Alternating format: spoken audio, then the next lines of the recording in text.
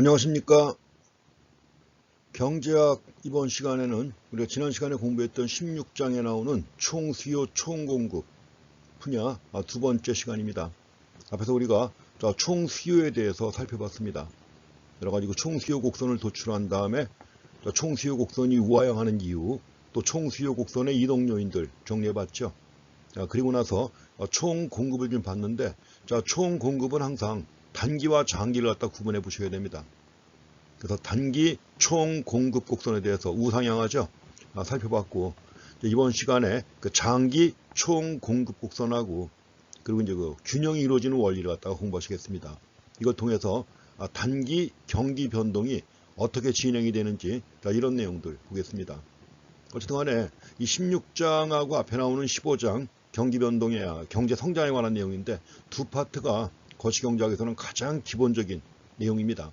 이걸 봐야만 이걸 가지고 여러 가지 그 재정 정책이나 통화 정책의 효과 이런 것들도 분석을 할 수 있고 살펴볼 수가 있습니다.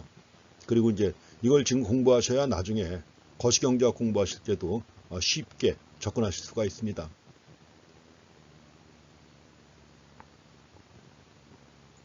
봤는데 이번 시간은 그 장기 AS 곡선 보겠습니다.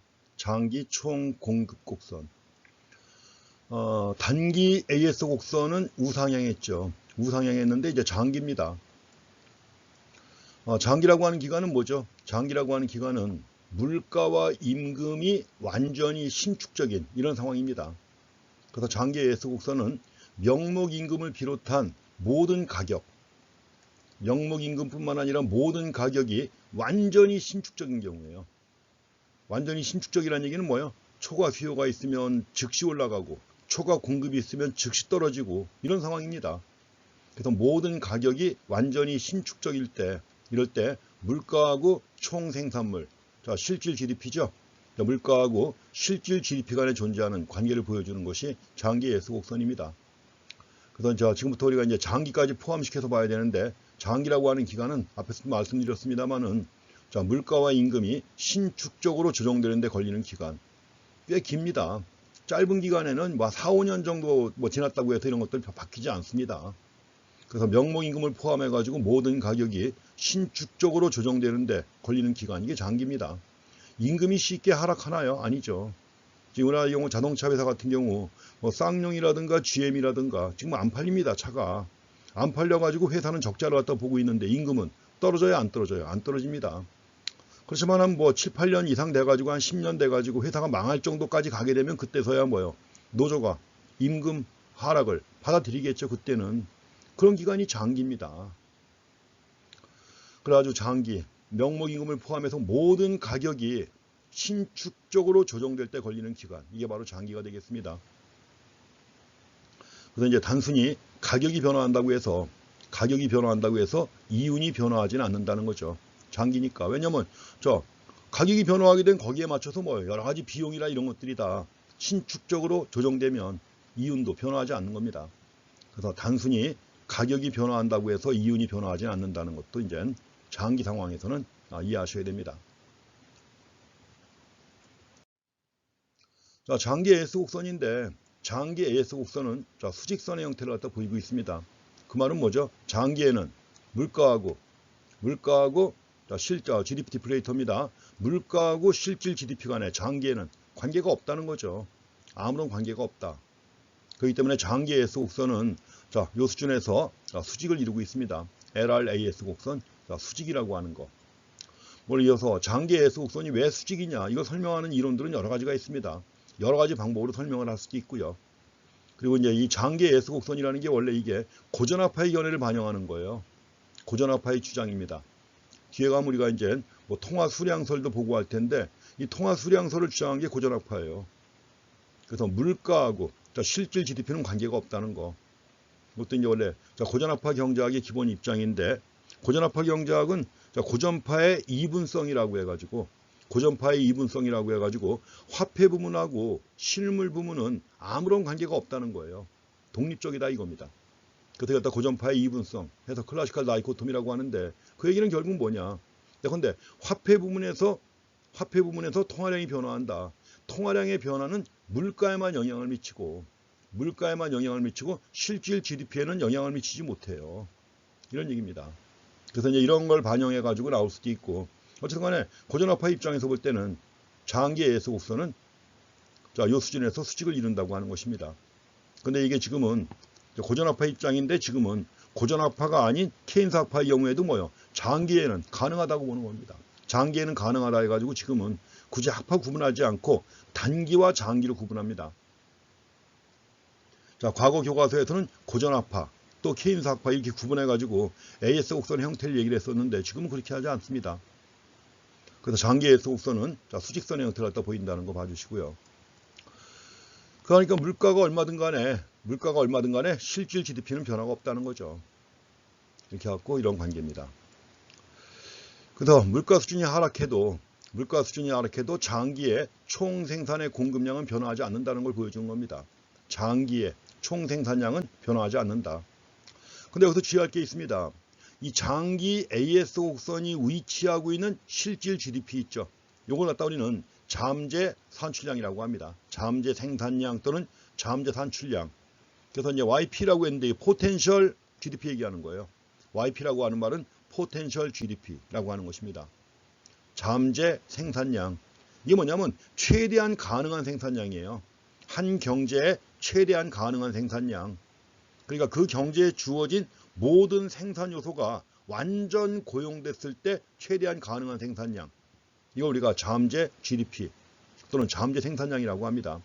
이걸 과거에는 완전 고용 GDP 또는 완전 고용 산출량 이런 말도 많이 썼습니다. 근데 지금은 이제 잘 안 쓰고 대신 잠재라는 표현을 많이 쓰고 있습니다. 잠재라고 하는 표현을 가지고 씁니다. 그렇지만 여전히 국내 교과서에는 아직도 완전 고용 산출량이라고 나오는 경우도 있습니다.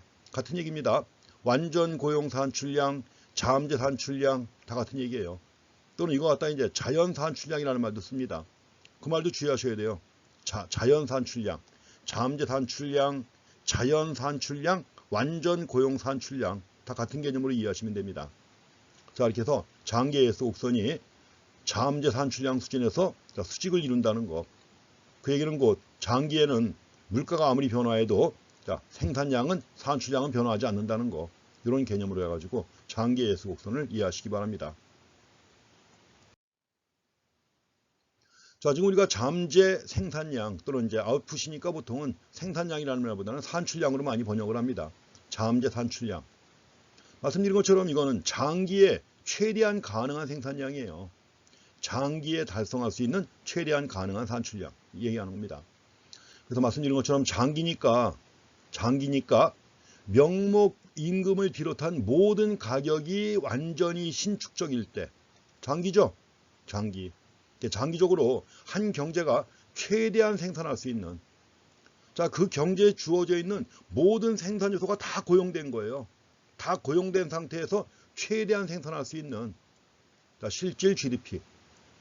이게 바로 잠재 생산량 또는 잠재 산출량이라고 하는 겁니다.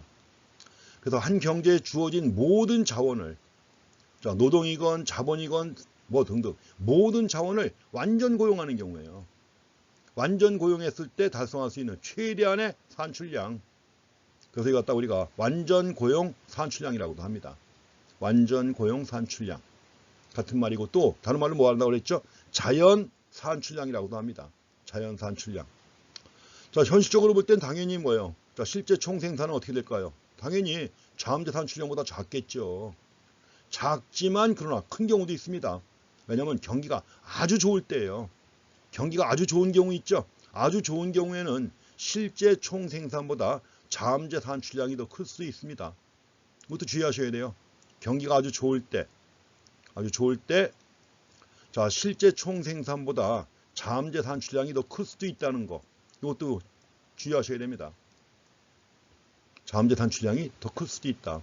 왜냐하면 이제 완전 고용이라는 개념도 그렇잖아요. 우리가 완전 고용이라고 해서 이게 실업률이 제로냐? 그게 아닙니다. 완전 고용이라고 하더라도 뭐요? 어느 정도의 실업은 존재합니다. 그래서 이제 뒤에 가면 이제 우리가 실업 나올 때 나오겠지만, 자, 실업이라고 했을 때, 실업 앞에서 봤었죠. 우리가 실업이라고 했을 때 마찰적 실업과 구조적 실업은 불가피하게 존재하는 실업입니다. 그래서 우리는 마찰적 실업과 구조적 실험만이 있을 때를 완전고용이라고 하는 거예요. 그러니까 그거보다 실제로 실험률이 더 낮아지는 경우가 있단 말이죠. 그거보다 실험률이 더 낮아지게 되면 실제 총생산이 잠재 산출량보다 클 수가 있겠죠. 요거 좀 등호가 잘못됐습니다. 등호가 잘못됐는데 바꿔야 되겠죠. 자, 이게 더 클 수 있다는 겁니다. 요거죠. 이렇게 돼야 됩니다. 잠재 산출량보다 실제 산출량이 더 클 수 있다는 거. 아니, 어떻게 이런 일이 생겼나 모르겠네요. 자, 그래서 실제 총생산이 잠재 산출량보다 클 수 있다는 거. 이렇게 해서 잠재 산출량 개념도 명확하게 하고 넘어가시기 바랍니다. 그래서 그럼 만약에 잠재 산출량이 증가한다. 그 경제에 새로운 자원이 주어지는 거예요. 새로운 자원이 주어지게 되면 잠재 산출량이 증가할 수 있죠. 이럴 때 어떻게 될 것이냐. 잠재 산출량이 증가하게 되면 장기 AS 곡선이 오른쪽으로 이동하겠죠. 당연히 우측 이동입니다. 잠재 산출량의 증가는 장기 AS 곡선의 우측 이동을 의미한다. 이걸 가져오는 게 바로 뭐예요? 경제성장의 원동력이죠. 경제성장의 요인이 되는 실물자본 및 인적자본이 증가하거나, 실물자본이나 인적자본이 증가하거나 기술진보가 획기적인 기술진보가 이루어졌다. 이런 경우에는 당연히 뭐예요? 잠재 산출량이 증가하겠죠. 생산성이 크게 증가하는 거예요. 생산성이 크게 증가해가지고 잠재 산출량이 증가하면 장기 AS 곡선의 우측 이동이 이루어집니다. 생각해 보세요. 인천 앞바다에서 갑자기 그냥 유전이 발견돼가지고 석유가 펑펑 나온다. 어릴 때부터 꿈꾸던 겁니다. 이렇다. 그러면 뭐예요? 지금까지 전혀 없던 자원이 나온 거 아니에요, 그렇죠? 그럼 세계 어떤 나라 못지않게 참 크게 성장하겠죠. 이게 바로 장기 AS 곡선의 우측 이동을 가져오는 요인입니다. 그래서 우리가 보통 이제 장기 경제 성장이라는 게 그거예요. 장기 경제 성장이라는 게 잠재 산출량이 증가하는 현상으로 볼 수가 있습니다. 잠재 산출량이 증가하는 현상. 그래서 이럴 때 우리가 잠재 산출량의 증가율, 최대한 가능한 산출량, 물론 실제 산출량보다는 일반적으로 큽니다. 그렇지만 그 잠재 산출량이 증가할 때 그 증가율을 잠재 성장률이라고 부릅니다. 잠재 성장률. 자, 이 개념도 잘 확인해 주세요. 잠재 성장률. 근래에도 이게 신문에서 많이 언급됐던 겁니다. 잠재 성장률이라고 해가지고, 자, 잠재 산출량의 증가율을 잠재 성장률이라고 합니다. 그냥 성장률이 아니라 뭐요? 잠재 성장률. 지금까지도 계속해서 신문에서 언급하고 있는데, 왜냐하면 지금 우리나라의 경우 잠재 성장률마저 떨어지고 있다는 얘기예요. 지금 전 세계가 다 코로나 바이러스 인해 가지고 뭐요? 자, 실제 성장률도 크게 감소하고 있죠. 자, 미국이나 유럽 국가들 대부분 다 마이너스예요. 근데 이제 IMF가 진단하는 한국 경제의 경우에는 그렇게까지 마이너스 정도가 크진 않지만 이제 역시 최근에 마이너스까지 보고 있죠. 연말까지 가봐야 알겠지만 그만큼 이제 전 세계 경제가 다 안 좋은 상황에 있는 것입니다.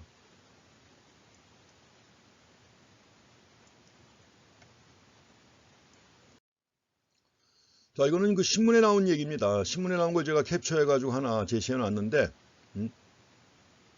자, 신문에 나와가지고 이제, 한국경제 잠재 성장률이 하락하고 있는데, 잠재 성장률의 하락 속도가 너무 빠르다는 거예요.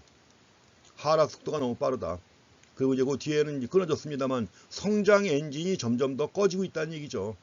성장 엔진이 꺼지고 있다. 가지고 이것이 이제 한국경제연구원이, 원래 한국경제연구원은 전국경제인연합회, 기업인들을 대표하는 전국경제인연합회 연구소입니다. 그래서 여기서 이제 OECD가 발표한 통계를 갖다 분석을 해가지고 나온 거예요.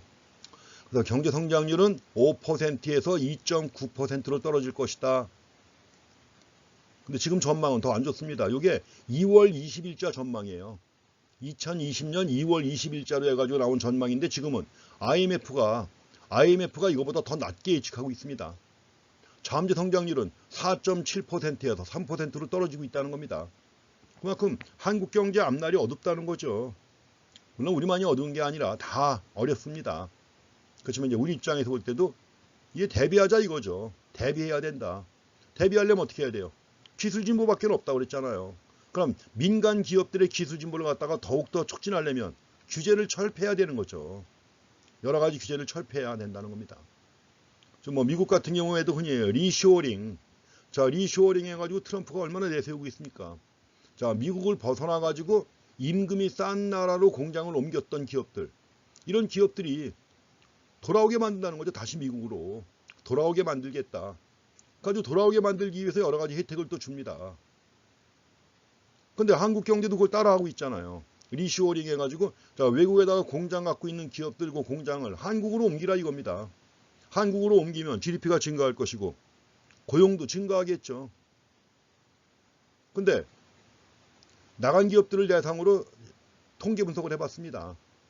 통계 분석을 해보니까 대부분 돌아올 생각이 없다는 겁니다. 여전히 복잡한 규제들이 많이 남아있고 또 최저임금제, 최저임금이 너무 높다 이거죠. 그 임금 줘가지고는 뭐예요? 지금 동남아시아에 공장이 있는데 이게 들어와가지고 그 임금 가지고는 뭐예요? 도저히 못 버틴다는 거죠. 망하러 돌아가느냐 이거예요. 지금 잘 나가고 있는데 동남아시아에서 공장 짓고 잘 나가고 있는데 망하려고 들어가느냐 이거죠. 이런 규제라든가 이런 다양한 것들이 없어져야 리쇼어링도 될 것이고 그래야만이 뭐예요? 한국 경제 잠재 성장률도 높아질 수 있죠. 그래서 이것이 바로 이제 그때 신문에 특집으로 나와가지고 제가 이걸 캡처해가지고 하나 본 겁니다. 여러분들 뭐 신문 잘 안 보시죠? 그렇지만 신문이라든가 이 책 같은 것들도 좀 많이 읽어야 됩니다. 여러분들은 읽는 게 아니라 보는 거죠, 그렇죠? 보시는데 이것도 읽고 그래야 사고가 좀 넓어지고 뭔가 생각도 할 수 있고 그래야 또 좋은 글도 나오고 좋은 사고가 형성이 되는 것입니다. 제가 이런 얘기하면 또 꼰대 같은 소리 한다 이렇게 나올지 모르겠지만 요새 트렌드가 어떤 건데 그런 꼰대 같은 생각하냐 이렇게 생각할지 모르겠지만 그래도 읽는 걸 포기해서는 안 됩니다. 여전히 읽고 사고하고 생각하고 하는 게 굉장히 중요합니다.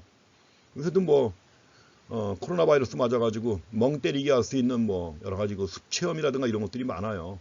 근데 그런 걸 하는 이유가 뭡니까? 역시 그 사고의 틀을 갖다가 잡아주고 사고의 범주를 갖다가 넓히고 이러기 위해서 생각하는 거 아니에요, 그렇죠? 자, 이런 것들 그렇습니다. 신문에 나온 건데 참 뭐 우울한 얘기죠. 우울한 얘기지만 여기서도 지금 잠재 성장률이라는 용어가 나와가지고 말씀을 드리는 겁니다. 잠재 성장률 개념.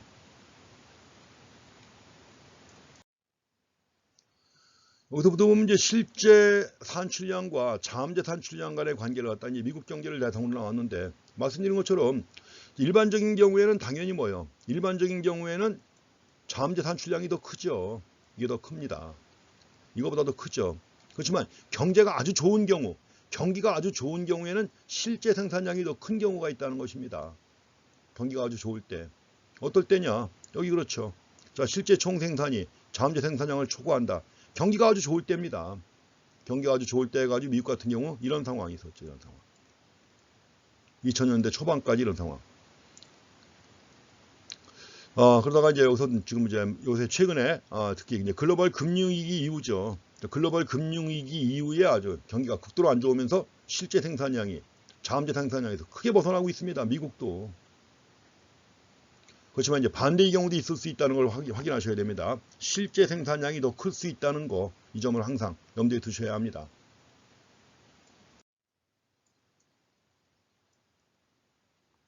자, 이제 그 균형입니다. 균형인데 균형이 단기에서 장기로 옮겨가서 균형을 살펴보겠습니다. 자, 지금 여기 나와 있는 것은 단기 AS 곡선 1이죠. 단기 AS 곡선 1이고 자, 현재 경제는 A1에 있습니다. A1에 있는데 자, 지금 A1에 있는데 A1인 상황에 있다면 물가는 P1이고 현재 산출량이 얼마예요? Y1이라는 얘기죠. 실제 산출량이. 자, 실제 산출량인데 자, 지금 장기 AS 곡선은 어디 위치하고 있어? YP에 위치하고 있습니다. YP에 위치하고 있다. 이 말은 결국 뭐예요? 자, 실제 생산량이 잠재 산출량을 초과한다는 것이죠. 그런데 이런 경우 지금 장기 균형점에서 볼 때 아직 이제 균형은 안 나왔습니다. AD 곡선이 안 나왔으니까. 근데 만약에 물가가 P1인 상태에서 현재 실질 GDP가 Y1이라면 잠재 산출량을 초과하고 있는 거죠. 이게 더 크니까. 그래서 경제가 SRAS 상에 P1에 있다. P1에 있다고 하면 이때 공급된 총 산출량은 뭐예요? 잠재 산출량을 초과하고 있단 말이에요. 잠재 산출량을 초과하고 있다. 그렇지만 이 상황이 오래 가느냐? 그렇지 않습니다. 그렇지 않다. 왜 그러냐면 자, 실제 산출량이 잠재 산출량을 초과한다고 하면 실업률이 아주 낮은 상태 아니에요. 그렇죠? 실업률이 아주 낮은 상태가 될 것이고 실업률이 아주 낮은 상태라면 어떻게 될까요? 일단 임금이 올라갑니다. 낮은 임금은 명목 임금을 상승시키게 돼요. 그리고 명목 임금이 상승하게 되면 생산비가 증가하죠. 생산비가 증가하면 단기 예수 곡선이 어떻게 될까요? 왼쪽으로 이동해 갑니다. 왼쪽으로 이동해 가지고 다시 원래 위치로 돌아가게 돼요. 여기까지 만약에 여기까지 움직인다고 하면 결국 뭐예요? 실제 산출량과 잠재 산출량이 일치하게 되겠죠. 이런 상황입니다. 그래서 자, 경제 전체가 움직이는 그 메커니즘을 잘 이해하셔야 돼요. 그래서 P1에 있다고 하면 이런 상황 벌어질 것이다 하는 것이고요. 다음에 그 반대 상황도 보겠습니다. 자, 반대 상황은 뭐냐? 자, 지금 LRAS는 여기 위치하고 있어요. 이게 잠재 산출량입니다. 근데 현재 물가가 P1이고 자, 실제 산출량은 Y1이에요. 자, 당연히 일반적인 것처럼 실제 산출량이 잠재 산출량보다 작습니다. 이게 일반적인 상황이죠. 그럼 이럴 때는 어떻게 될 것이냐? 자, 지금 현재 실제 산출량이 잠재 산출량보다 크게 아래에 있다. 이 얘기는 뭐예요? 실업이 많이 존재한다는 거죠. 높은 실업이 존재한다는 것입니다. 높은 실업이 존재하고 높은 실업이 있게 되면 어떻게 될까요? 명목임금이 하락합니다. 명목임금이 하락할 것이고 명목임금이 하락하면 생산비가 하락하죠. 생산비가 하락하면 SRAS는 오른쪽으로 이동해 갑니다. 오른쪽으로 이동해 갈 것이다. 이런 얘기죠. 그래서 자, 현재 P1에 있다면 이런 상황이 된다는 겁니다. 그래서 SRAS 곡선이 오른쪽으로 이동한다는 것입니다. 자, 지금 두 가지 상황, 상반되는 두 가지 상황을 봤습니다. 앞에서 본 슬라이드에서는 실제 산출량이 잠재 산출량을 초과할 때, 이럴 때 이제 시간이 지나면서 단기 AS 곡선이 왼쪽 이동한다는 것이고, 반면에 지금은 자, 실제 산출량이 자연 산출량보다 아래에 있는 경우죠. 이런 경우에는 자, 시간이 지나면서 SRAS가 오른쪽으로 이동한다는 거. 그리고 그 작용하는 논리를 잘 생각해 보셔야 돼요.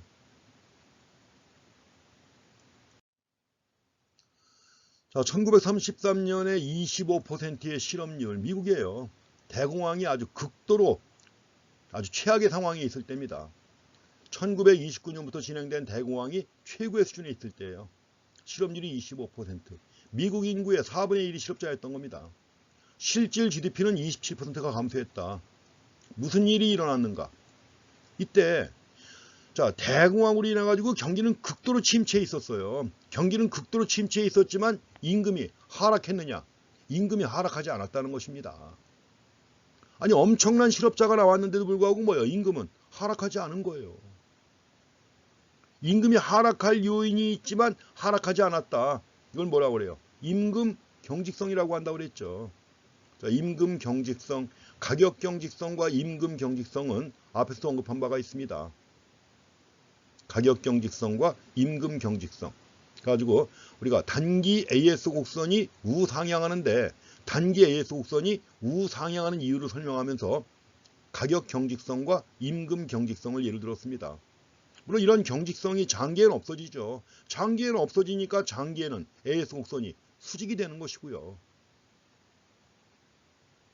자, 이건 이제 국가가 주는 여러 가지 일종의 복지 정책이죠. 복지 정책 통해서 이제 이렇게 모여 있는 겁니다. 줄 서서.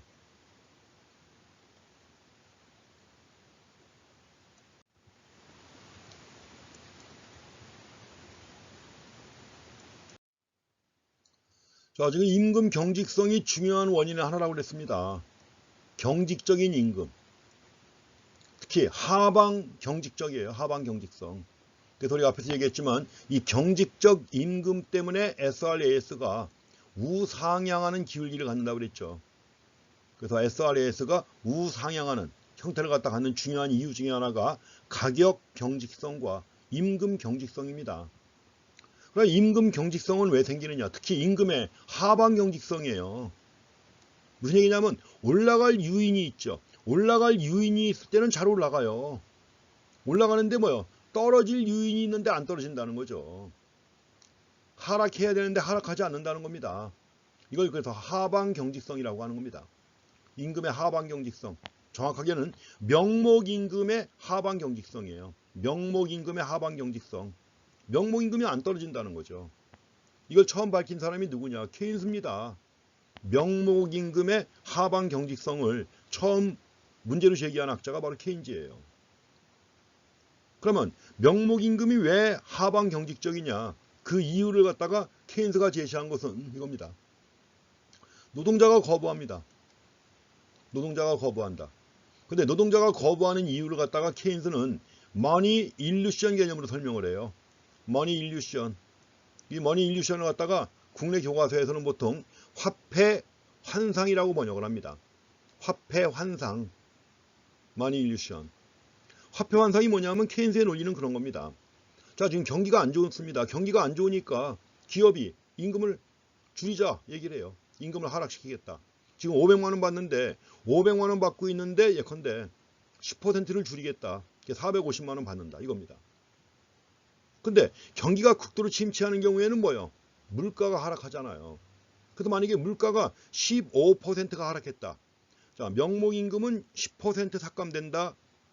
상감되는데 물가는 더 많이 하락했다는 얘기예요. 그럼 실질임금은 어떻게 되는 걸까요? 실질임금은 오히려 상승하는 거죠. 상승하는 거니까 노동자들은 뭐예요? 명목임금의 인하를 수용해야 되는데 그래갖고 일을 해야 되는데 문제는 뭐냐? 노동자는 그걸 모른다는 얘기죠. 노동자는 물가가 15%가 떨어져가지고 실질임금이 5% 오른 거 이건 몰라요. 자, 물가에 대한 정보가 완전하지 않으니까 알 수가 없죠.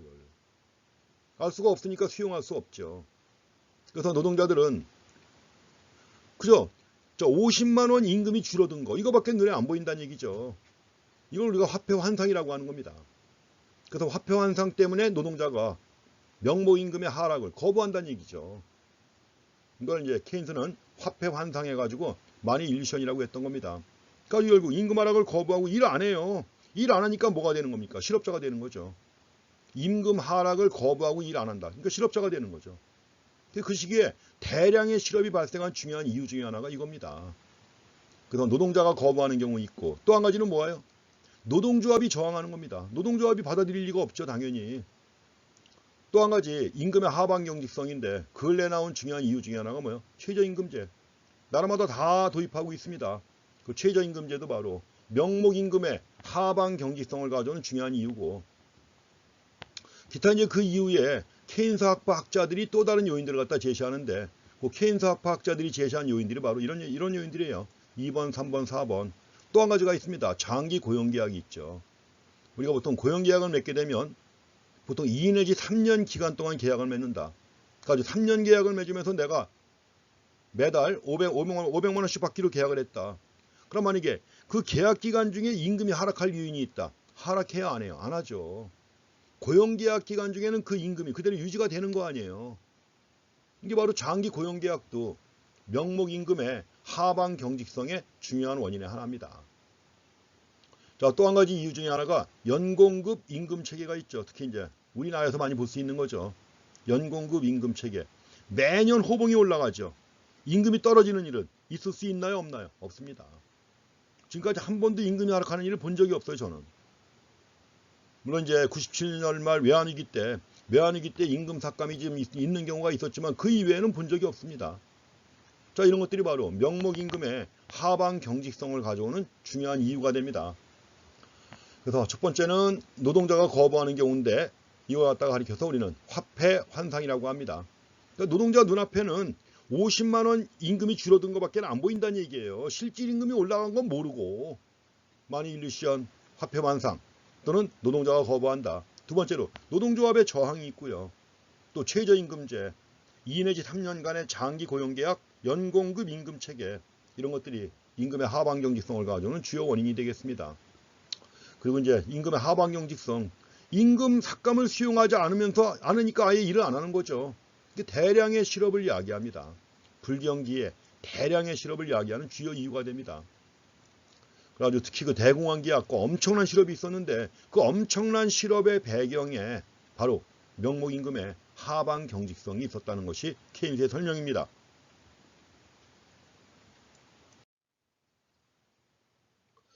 여기 뭐 대침체기, 이건 이제 근래에 있었던 글로벌 금융위기죠. 이것도 벌써 십몇 년 됐습니다만 2008년 이후에 글로벌 금융위기, 그 이후에 대침체기라고 합니다. 그레이트 리세션이라고 그래요. 그래서 대침체기의 임금 경직성도 확인할 수가 있습니다. 만약에 케인스가 제시하는 임금 경직성 이론이 사실이라면 실업률이 높은 기간 중인데도 불구하고 임금은 하락하지 않을 수 있다는 거죠. 실업률이 높은 기간임에도 불구하고 임금이 하락하지 않는다, 이겁니다.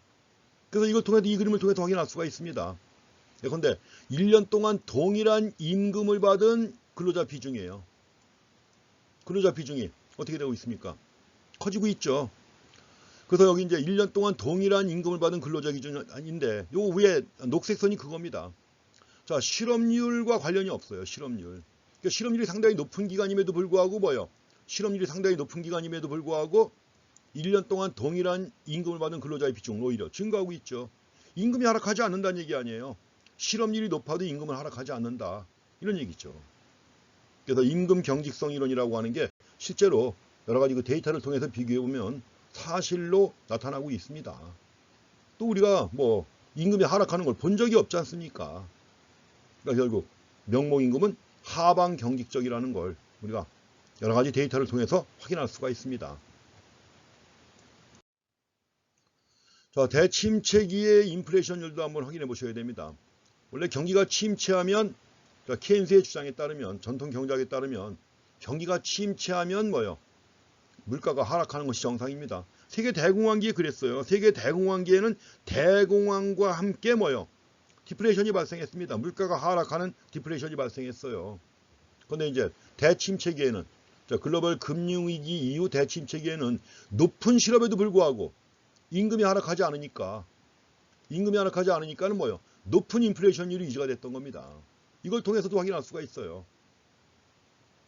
높은 실업에도 불구하고 높은 인플레이션율이 유지가 됐다. 이 배경에는 임금이 하락하지 않았다는 거죠.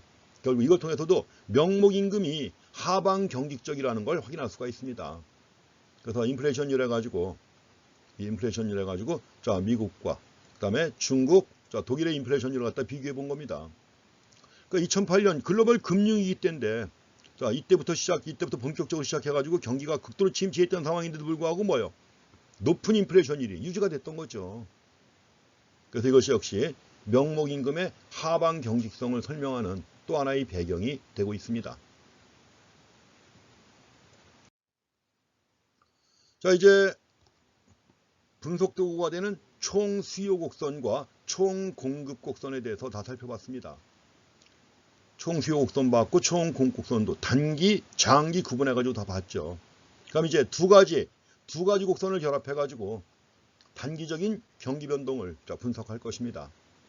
그래서 지금까지 우리가 본 ADAS 모형이라고 했는데, ADAS 모형, 경기 변동을 분석합니다. 단기적인 경기 변동이라고 그랬죠. 그리고 경기 변동은 호황과 불황이 반복되는 거예요. 호황과 불황이 반복되는 이러한 현상을 분석하기 위해서 AS 곡선과 또 AD 곡선을 갖다가 함께 사용합니다. 자, 이걸 통해서 이제 균형을 살펴본 다음에, 그 다음에 수요 충격이나 또는 공급 충격이 있을 때, 수요 충격이나 공급 충격이 있는 경우에는 당연히 곡선이 이동하겠죠.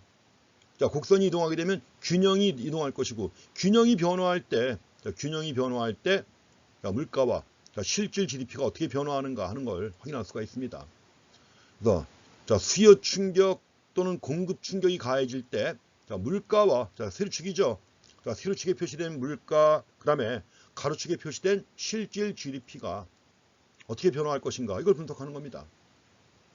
앞에서 우리가 봤습니다만 한 번 더 정리한다면, 수요 충격에 해당하는 거 뭐가 있습니까? 수요 충격, 기대, 예상입니다. expectation, 기대, 예상. 기대나 또는 재산, 부 얘기합니다. 자산 얘기하는 거예요. 그래서 기대나 자산이 변화하는 경우, 또 기존의 실물 자본의 양이 변화하는 경우, 또 정부가 재정정책과 통화정책을 실시하는 경우에는 뭐가 변화한다? 수요 충격이 됩니다. 수요 충격이고, 이럴 때 AD 곡선이 이동하는 거예요.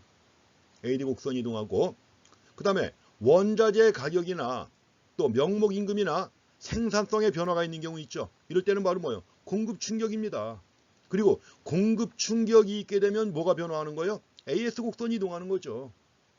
지금까지 봤던 내용 한번 정리해 본 것입니다. 그럼 이제 차례대로 수요 충격, 공급 충격이 있을 때 이것이 물가와 실질 GDP에 어떠한 영향을 미치고 그 영향이 어떻게 이어지는지 이런 내용들 차례대로 보겠습니다.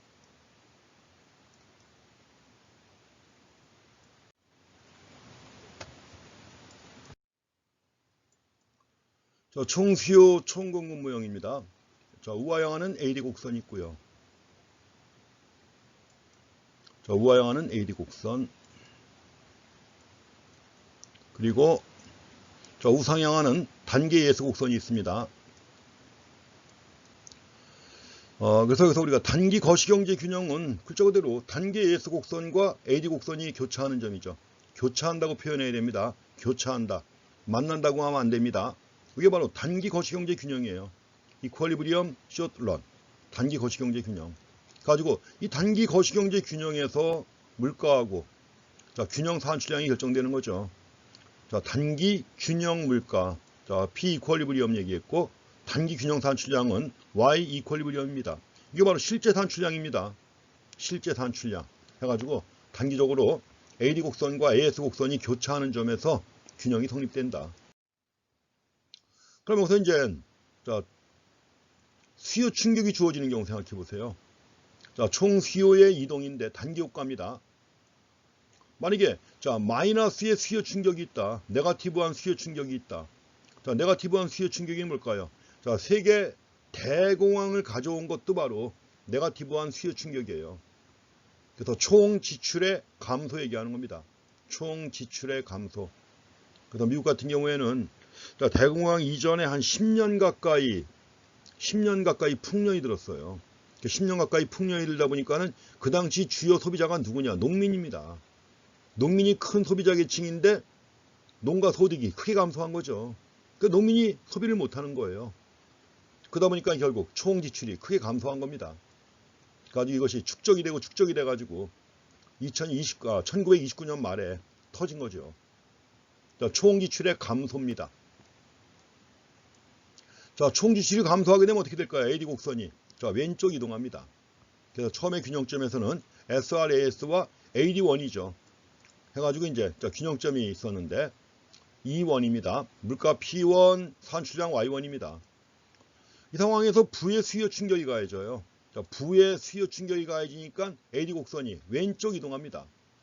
AD 곡선이 왼쪽 이동해가지고 균형점이 E2가 됐어요. E2에서 보니까 어떻게 됐나요? 물가는 P2로 하락합니다. 디플레이션이에요. 원래 극도로 경기가 침체한 경우에는 우리가 보는 가장 일반적인 모형 가지고 본다면 디플레이션이 발생하죠. 디플레이션이 발생하면서 또 이제 산출량이 어떻게 됩니까? 감소하고, 산출량이 감소하니까 당연히 실업은 크게 증가하죠. 이게 바로 부의 수요 충격 결과 나타나는 그런 현상입니다. 그래서 물가 수준은 하락하고 디플레이션, 총 산출량은 감소해가지고 실업이 크게 증가하는 이런 현상이 나타나는 겁니다. 균형점이 E1에서 E2로 옮겨감으로써 물가 수준의 하락과 총 산출량의 감소가 나타났습니다. 다음엔 반대로 정의 수요 충격이 있는 경우입니다. 총 지출이 증가했다. 물론 이제 총 지출을 갖다 증가시킨다고 했을 때 이것은 이제 뭐냐, 여러 가지 또 요인이라기보다는 정부가 나서가지고 할 수 있는 거죠. 그래갖고 처음에 균형점은 E1이었고 물가 P1, 산출량 Y1인데 정의 수요 충격이 가해져가지고 AD 곡선이 오른쪽으로 이동합니다. AD 곡선이 AD2로 이동했습니다. 균형점 E2가 됐습니다. 그럼 새로운 균형점에서 보니까 어떻게 되나요? 물가 올라가고 그 다음에 총 산출량이 증가하니까 총 산출량이 증가하면 실업은 크게 감소하겠죠. 이게 바로 뭐예요? 총 산출량이 증가한다. 호황이에요. 호황. 아까 좀 전에 슬라이드처럼 총 산출량이 감소하는 경우에는 뭐예요? 불황이고요. 정의 수요 충격이 있을 때 이런 결과가 나타납니다. 물가는 상승하고, 그러니까 경기가 좋을 때 물가가 상승하는 겁니다. 항상. 산출량이 증가해가지고 실업이 감소하면서 경기가 좋을 때, 이럴 때 물가가 상승하는 게 일반적인 경제 현상이에요. 그렇지 않은 경우도 있었지만. 다음엔 공급 충격입니다. AS 곡선 이동하는 경우에요. 먼저 정의 공급 충격이 있는 경우. 자, 정의 공급 충격은 예컨대 뭐 기술 진보라든가 이런 것들, 기술 진보, 또 예컨대 인천 앞바다에서 유전이 발견되거나 이런 경우입니다. 이럴 때 정의 공급 충격이죠. 그래서 각각의 물가 수준에서 총 생산이 증가하는 결과가 나타나게 됩니다. ADAS 모형에서 보겠습니다. 자, 총 수요 곡선이 AD 곡선이 있고요. 다음에 단기 AS 곡선이 AS1입니다. 이렇게 있습니다. 자, 균형점이 E1이고 물가는 P1, 산출량은 Y1입니다. 이런 상태에서 정의 공급 충격이 가해져 가지고 단기 AS 곡선이 오른쪽으로 이동했습니다. 단기 AS 곡선이 우측으로 이동했다. 가지고 균형점이 어떻게 된 거예요? E1에서 E2로 옮겨왔습니다. 자, 두 가지 비교해 보시기 바랍니다. 물가는 어떻게 됐나요? 물가 하락했습니다. 물가 수준이 하락하고 물가 수준이 하락하면서 총 산출량은 어떻게 했어요? 증대가 됐죠. 자, 물가도 하락하면서 물가가 안정되는데 하락하면서 총 산출량이 증가한다. 이보다 좋은 일이 없죠. 그래서 항상 정의 공급 충격, 즉 기술 진보의 바탕을 둔 이런 정의 공급 측면만 계속 이루어진다면 뭐예요? 글자 그대로 안정적 성장이 지속되는 거예요. 안정적 성장. 물가도 안정되고 경제가 전반적으로 안정되면서 실질 GDP가 크게 증가하는 이겁니다. 그래서 우리가 자, 끊임없이 이루어야 될 것이 정의 공급 충격. 이걸 이끌어내는 게 참 중요합니다. 그러니까 이걸 통해서 말씀드린 것처럼 가장 중요한 요인이 이거죠. 그래서 여러 가지 기술 진보라든가 이런 걸 통해서 가능합니다. 정의 공급 충격을 이루는 거. 이래야만이 물가는 안정되면서 총 산출량이 증가하는 이런 결과가 나타나는 것입니다. 끊임없는 기술 진보. 이것만이 가능하죠.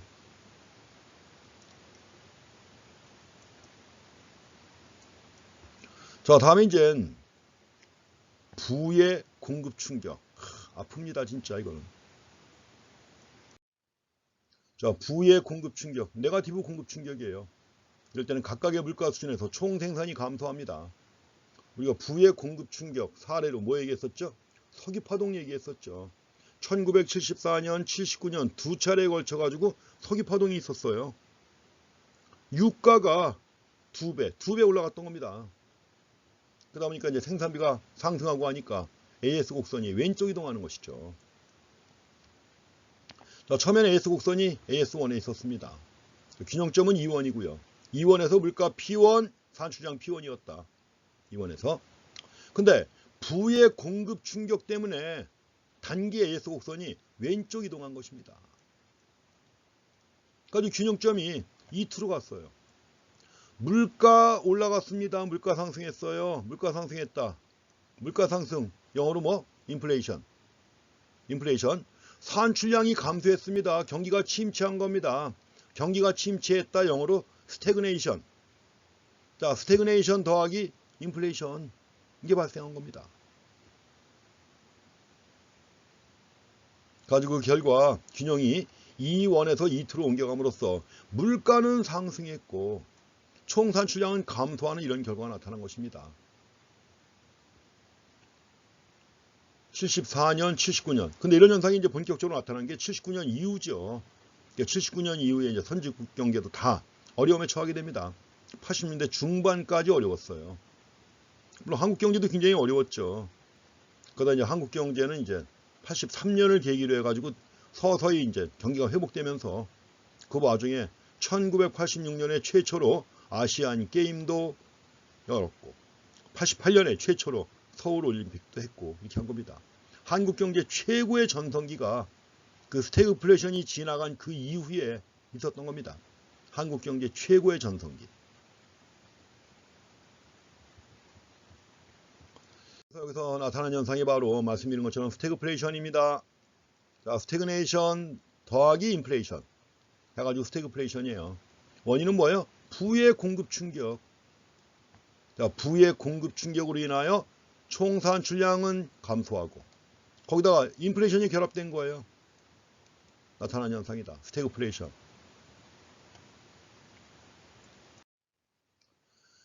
자, 21세기 공급 충격 나왔는데 바로 말씀드린 것처럼 유가 및 원자재 가격의 상승입니다. 유가 및 원자재 가격의 상승인데 이게 최근에도 급등한 적이 있었죠. 자, 유가는 뭐 지금 뭐 일률적으로 얘기하기가 좀 어렵습니다. 왜냐하면 이제 유가와 관련해 가지고는 미국하고 오펙 국가 간의 싸움도 있죠. 그래서 미국 같은 경우에 이제 오일쉘이라고 해가지고 뭐요? 땅속에 그냥 모래 속에 묻혀 있는 기름, 이걸 추출하는 방법이 아주 싼 비용에 가능하다 보니까는 뭐요? 오일쉘에서 나오는 원유가 크게 증가했죠. 유가가 하락했죠. 그러다 보니까 이제 사우디나 이런 오펙 국가들이 뭐예요? 미국의 오일쉘 업자들 다 죽이려고 감산한 겁니다. 감산도 하고, 처음에는 감산이 아니라 증산이죠.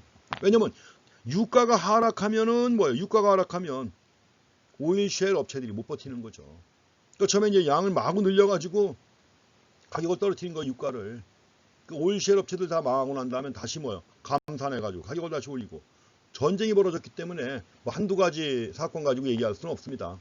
이것들이 계속 반복됐었기 때문에 가지고 이제 최근에도 어쨌든 간에 부의 공급 충격이 있었다는 거, 부의 공급 충격이 있었다는 걸 갖다 확인하시고, 이것이 전 세계적인 공급 충격을 가져왔다는 겁니다. 자, 요 뒤에 이어가지고 이제 우리가 장기 균형, 단기에서 장기 균형으로 가는 이런 흐름을 또 봐야 되는데, 여기 이것도 슬라이드가 좀 꽤 있습니다. 가지고 한 번에 무리하게 하기는 좀 그렇고, 그래서 총 수요, 총 공급 뒷부분하고, 그 다음에 그 뒤에 나오는 재정 정책이 나오는데, 그 재정 정책의 앞부분 이어가지고 다음 시간에 한 번 더 한 다음에 그 뒤로 넘어가겠습니다. 자, 이번 시간 여기까지 하겠습니다. 자, 수고했습니다.